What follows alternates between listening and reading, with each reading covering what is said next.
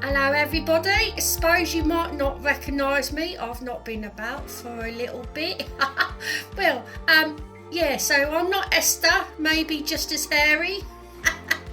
I'm Mr. Slowfee. I'm from London, South London, if you didn't know that by the accent, that's where I'm from. But I thought I'd come in here because I want some likes. And I think they get lots of likes on this Impact 242. So yeah, like me, because I'm the best. Okay, maybe watch the video as well. So there's this story about this guy called Joseph. I know Joseph once, he was one of my friends. I used to be a builder. Anyway, what's this story about Joseph? I think it's part 2, I quite like part 1. So let's see what happens in part 2. It's about dreaming or something. I once had a dream. A really good dream actually. Yeah, it was about cake and stuff like that. Anyway, getting distracted, better go, got stuff to do. It's Sunday, do love a Sunday, hanging out with my family. So see you all later. Maybe if you see Esther, just give it a mention that I might have done the intro for her. Right, bye everyone.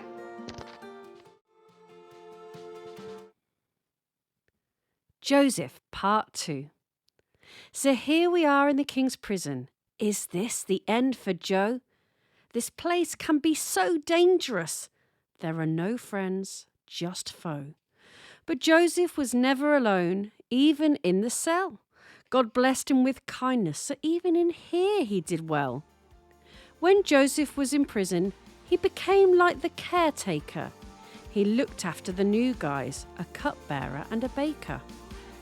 Next day in the jail, the 2 inmates, they looked sad after a very restless night with dreams that they'd had. Joseph told the men, "These dreams I can explain, because the God I serve, he knows all and he reigns."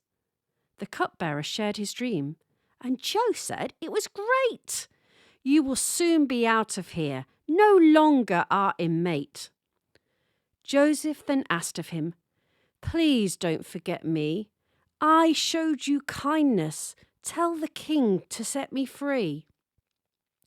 Now it was the baker's turn, who dreamed of 3 loaves on his head. This wasn't good news from Joe. He was going to end up dead. 2 years then passed. Everyone forgot about poor Joe. He was still in prison with nowhere to go. But this was not the end. God always has a plan. It might not be what we expect, but trust him we can. Let's head back to the king. Pharaoh was his name. He started to dream of cows. Was he going insane? He called upon some wise men and some that studied stars, some that were magicians that travelled from afar. But all were confused. They didn't have a clue. What did the dreams mean? If only they knew. The king's cupbearer heard all of the chatter. "I think I know what to do about the dream matter." The cupbearer had remembered, although a little slow, about the dreamer kid from the king's prison cell called Joe. When Pharaoh heard all that Joseph could do, Pharaoh told them to fetch him, hoping he could help him too. Joseph was taken out of the prison cell, given a shave and clean. The clink had made him smell. The king greeted Joe and asked about his dream. Joseph said it was God who tells him all what it means. Pharaoh explained to Joe about the harvests and the grain, about 7 fat cows who ate 7 that were lame. Joseph listened to Pharaoh. The dream he then examined. There would be 7 years of abundance and 7 years of famine. Pharaoh took this knowledge. Strategies were planned. Thus Egypt was prepared when famine ravaged the land. Joseph was seen as wise and trusted by the king, who gave him a new role and a signet ring.